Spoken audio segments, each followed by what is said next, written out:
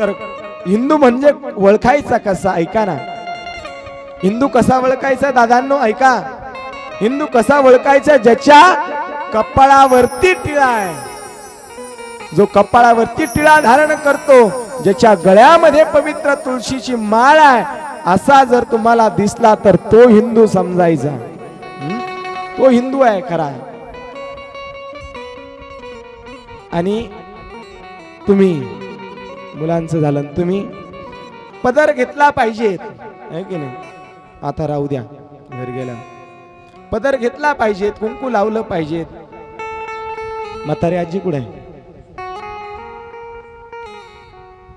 तेव्हा कुंकू, आता टिकली आली, टिकली. पूर्वी कुंकू जेवढं मोठं असायचं ना, तेवढा पती असा गुटगुटीत असायचा बघा, गुटगुटीत. हा त्याची गाल बिल, हा हा अगदी टामटूम. आई आई घरी, हा चांगले असेल ना, एकदम फ्रेश. आता टिकली आली, टिकली. त्या टिकलीवाल्याच्या घरच्यांना पाहिलं, त्यांच्या चेहऱ्यावर कधी 12 वाजलेले असते. संस्कृतीमध्ये टिकली नसते. आता टिकली कुठं पण गेली, बाथरूमला टिकली. म्हणजे नवऱ्याचं स्वरूप म्हणून आम्ही टिकली लावतो, है की नाही. मग नवऱ्याला बाथरूमला, म्हणजे नवरा कुठे गेला, बाथरूम मध्ये. तोच नवरा कधी भिंतीवरती. कुंकू हे लावलं पाहिजे. ही संस्कृती आमची, संस्कृती जोपासली पाहिजेत. आमच्या हिंदू संस्कृतीमध्ये कसं राहावं, कसं वागावं हे सांगितलेलं आहे, परंतु आम्ही तसं वागत नाहीये, है की नाही. आम्हाला काय आवडतं, काय आवडतं भैया, हा आम्हाला आवडतं काय, आमच्या तरुणांना काय आवडतं, गाडीवरती बसायचं, कॉलेज समोर जायचं, कॉलेज समोर चांगले कपडे घालून उभा राहायचं. नाही नाही नाही नाही. अहो घरामध्ये बहीण प्रत्येकाला आहे की नाही. कॉलेज समोर कशासाठी जातात माहितीये, सांगायची गरज नाही, प्रत्येकाला माहितीये. मग ज्या दिवशी तुमच्या मनामध्ये असा विचार येईल, घरामध्ये ज्याप्रमाणे मला बहीण आहे त्याचप्रमाणे कोणीतरी समोरची बहीण आहे, हा विचार मनामध्ये आला पाहिजे कधीतरी.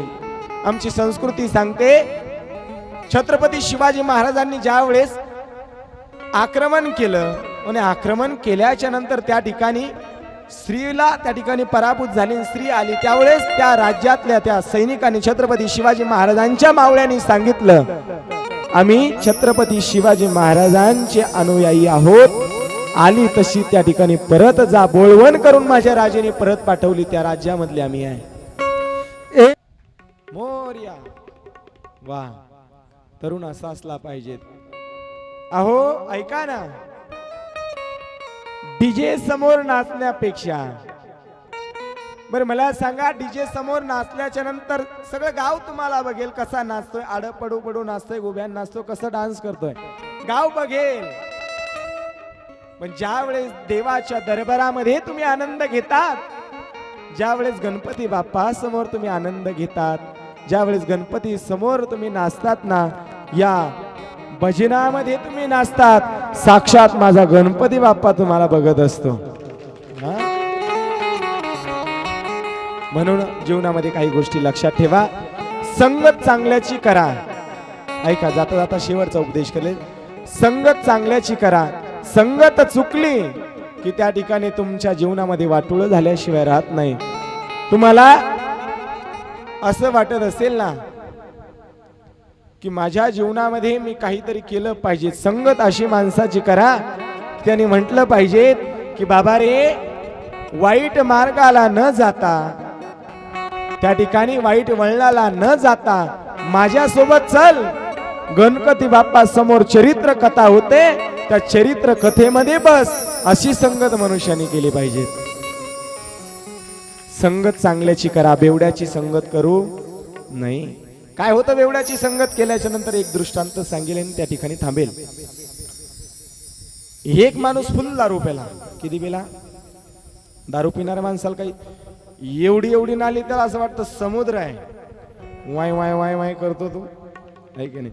सोलापूर पूर्ण रोड जाम करतो तो, त्याला रोड पुरत नाही. गटारामध्ये पडतात, माश्या तोंडावरती बसतात, कुत्रे तोंडावरती आपला कार्यक्रम करून जातात, तरी त्याला सुध राहत नाही. त्या ठिकाणी त्याला असं वाटतं एवढी नाली असली ना, त्याच्या समोर जर गेला त्याला असं वाटतं अरे एवढा मोठा समुद्र मी कसा पार करणार, अशी त्याच्या समोर परिस्थिती निर्माण होते.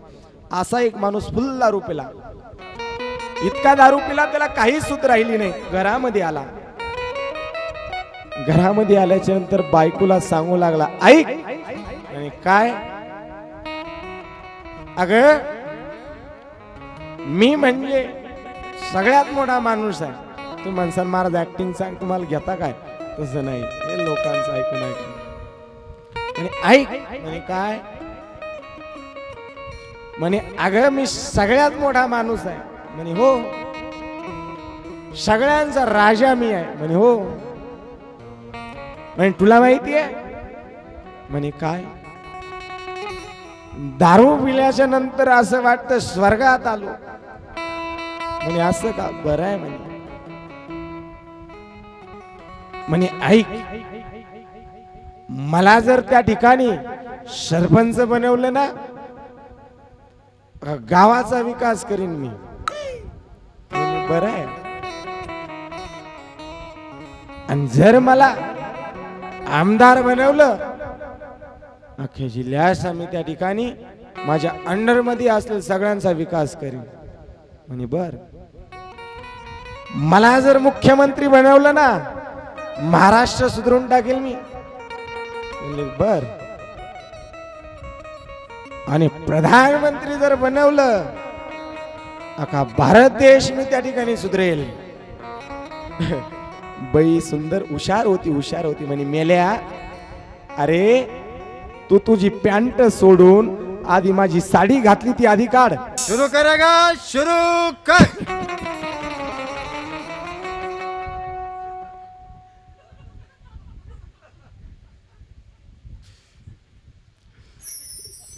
विनोदाचा भाग सोडा. वाईट परिस्थिती असते दादांनो. दारू कधी पिऊ नका. एक दारू पिणारा, दारू पिला, फुल दारू पिला, याला गेला. कुठे गेला, गेला फुल दारू पिलेला, काही समजेना, गटारामध्ये लोळलो, बसला खाली. बसला खाली, त्याची प्रक्रिया त्यानं केली, सांगायची गरज नाही. पण उठला, निघला, पण असा खाली वाकत वाकत निघला. गावातल्या याला रोग झाला म्हणे, काहीतरी याला काहीतरी रोग झाला म्हणे. असा बसला तो, शाल होती अंगावर. डॉक्टरकडे गेला, डॉक्टरला सांगलं वाकून चालू लागला म्हणे, असा काहीतरी. काय झालं पहा म्हणे. डॉक्टर म्हणे याला काहीच नाही झालं, यांनी चड्डीची गुंडी चड्डीला लावायची सोडून शर्टाच्या बटनाला लावली. काहीच रोग नाही म्हणे याला, काही सूद नसती दादांनो. म्हणून दारू कधी पिऊ नका, व्यसन कधी करू नका. देवाचं नामसंकीर्तन करा, आई वडिलांची सेवा करा, गोमातेची सेवा करा. 33 कोटी देवी देवता जिच्यामध्ये वास्तव्य करतात. तुमचा भाग म्हणजे गोमातेच्या रक्षणासाठी प्रसिद्ध आहे. अनेक त्या ठिकाणी गोमाते रक्षण करण्याचं जालना जिल्ह्यातलं जे काम आहे, ती या जालना नगरीपेक्षा या पंचकृषीमध्ये जास्त प्रकारे होत आहे. गोमाता आहे, 33 कोटी देवी देवतांचं वास्तव्य